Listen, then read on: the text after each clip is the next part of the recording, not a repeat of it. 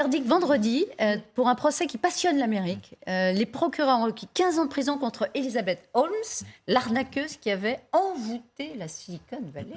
Oui, 15 ans de prison, c'est dire la culpabilité avérée d'Elizabeth Holmes, c'est dire aussi l'ampleur de sa fraude à grande échelle. 15 ans de prison pour avoir escroqué les investisseurs, pour avoir dupé des politiques et les plus grandes industries pharmaceutiques.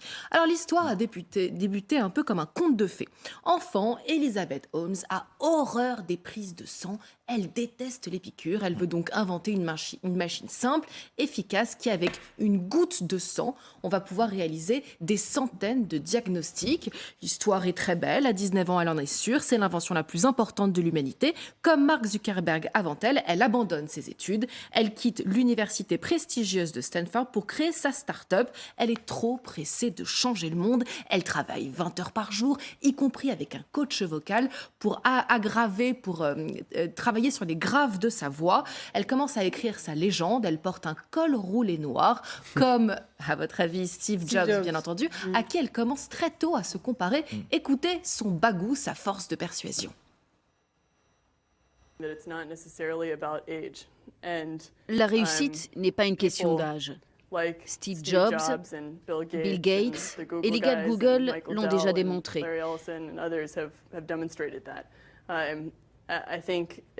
Tout dépend de la puissance de la technologie, de la conviction de l'entrepreneur. S'il est prêt à tout pour que son invention fonctionne, ça finira par marcher. Voilà, si vous travaillez vraiment très dur, eh bien vous allez y arriver, vous allez changer le monde comme Steve Jobs, comme Bill Gates. Elizabeth Holmes est envoûtante, c'est la reine du storytelling et son discours imprime. D'ailleurs, elle a lancé ce petit slogan, une petite goutte peut changer votre vie. Elle qualifie son invention d'iPod de la santé et pour expliquer l'importance de ces prises de sang éclair, eh bien elle n'hésite pas à évoquer son oncle malade. Regardez, voilà, c'est la corde sensible. Je me souviens de son amour pour les mots croisés, pour le football. Je me souviens qu'il aimait la plage. Je me souviens combien je l'aimais. On lui a découvert un cancer de la peau qui s'est transformé en cancer du cerveau.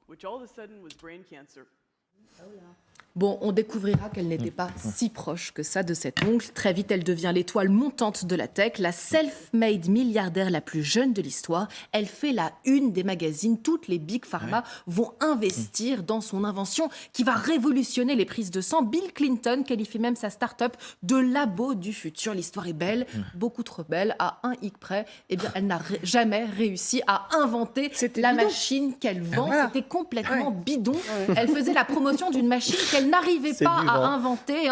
Elle continuait, elle suivait ce laïus très connu de la Silicon Valley, fake it until you make it, c'est-à-dire faites semblant jusqu'au moment où ça va marcher. Bon, alors comment est-ce que cette supercherie a réussi à se maintenir pendant 12 ans? Eh bien parce qu'Elizabeth Holmes faisait régner une atmosphère de terreur sur ses salariés.